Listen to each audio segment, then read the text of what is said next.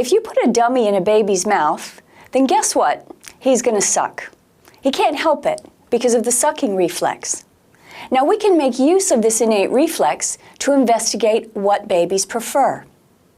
One technique is the high amplitude sucking technique. I don't use this, but this is how we found out that babies like heartbeats, mothers' voices, and human voices in general. Here, you've set up the dummy so that it connects to a tape recorder that controls what the baby hears. Now, babies can modulate their sucking speed. When they like something, they're going to suck fast. And when they don't like something, they're going to slow down their sucking. And so you can set it up so that if they suck fast on this special dummy, then they hear a particular sound, such as their mother's voice reciting a nursery rhyme.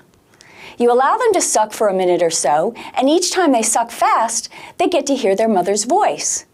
Then you change the recording so that if they suck fast, they hear another woman's voice reciting the nursery rhyme instead.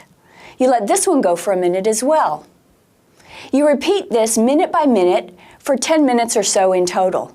Over the course of that time, the baby's sucking patterns reveal whether they're willing to work hard to hear one sound as opposed to the other. Now, if they do suck fast for longer, when that makes their mother's voice play in their ears, what does that tell you? It tells you, first of all, they can tell the difference between these two female voices, which in itself is pretty impressive if they're only a week old or even if just newborn. It also tells you that they have a preference for one over the other. There are not only studies showing that babies prefer human sounds, heartbeats, human voices, their mother's voice. Research has also shown that 2-day-old babies prefer, in anybody's voice, the language that they're going to speak as opposed to another language. This study was conducted by Moon, Cooper, and Pfeiffer in 1993. If we take Australian newborn babies and we put them in a deal like this, we can set it up so that they hear The Cat in the Hat read to them in English. But our fish said, "No, no, make that cat go away."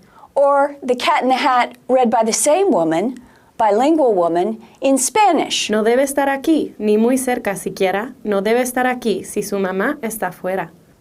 You'll find that the Australian babies will suck to hear English as opposed to Spanish.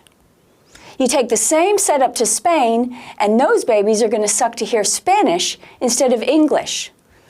So they're already learning in utero about the language that they're going to be speaking.